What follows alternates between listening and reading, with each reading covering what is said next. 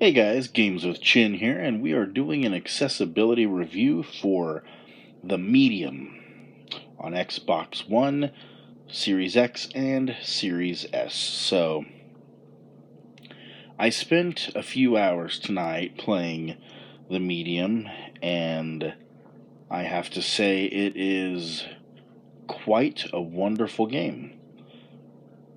We're not going to go in talks about the story or what it's about or anything like that. This is just an accessibility review. So, first and foremost, the controls.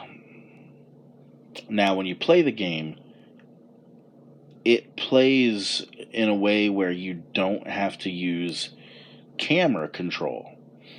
That is fantastic. So you don't have to have legacy sticks. You don't have to have the ability to control two analog sticks simultaneously. For the most part, it's one analog stick, except for the occasion where you're inspecting an item. And again, it's still one analog stick, it's just the opposite one. So that makes it incredibly easy. One of the good things they did is the ability to rebind your buttons or remap your buttons. This is always an A+ when a game gives you the ability to do that, because I play with my chin, so I can't reach every button, so I have to remap buttons. And I know you can remap the buttons on the Xbox, but when you're able to remap them in a game, then the game will bring up the prompt telling you the correct button, whereas if you have to remap it through the console, it'll be the wrong button and you'll have to remember what you mapped it to. That is amazing what they did there.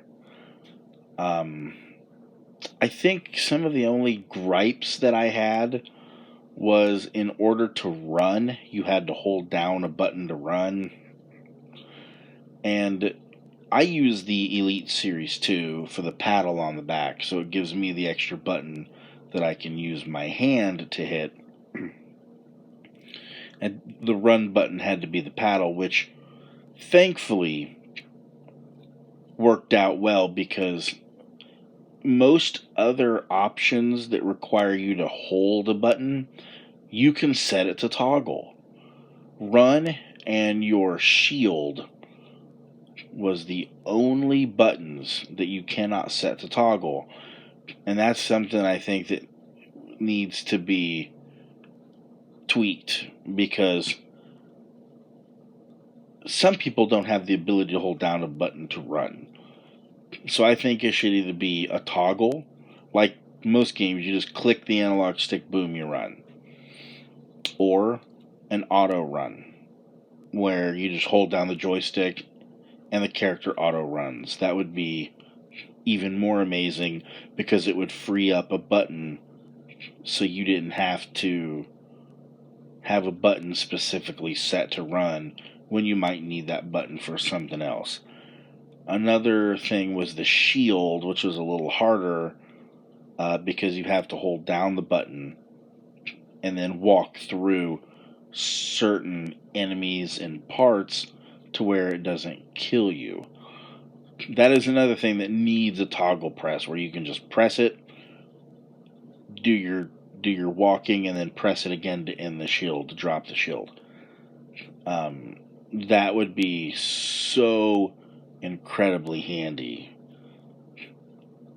Other than that, the rest of the game has been very well done when it comes to accessibility, or little blast that you can do. I was able to set that to a button where when you have to hold it down, it wasn't so hard to do. And so far, you haven't had to use it in an area where you have to run and use it. You can stop and then use it. Granted, I'm not super far into the game, so that could always change. But right now, with what I've played, the accessibility has been really well done. But, of course, those little tweaks that I mentioned earlier would make accessibility in the game go even further than what it already has. So, other than that, I gotta give Bloober a lot of credit for what they did. They did a very, very good job. The game is a lot of fun. I highly recommend it. So, I appreciate everybody taking the time to listen to this review. I really hope that it helps those in need, and just want to say thank you to Bloober for a very, very good game. And in the immortal words of one Bill and Ted, be excellent to each other.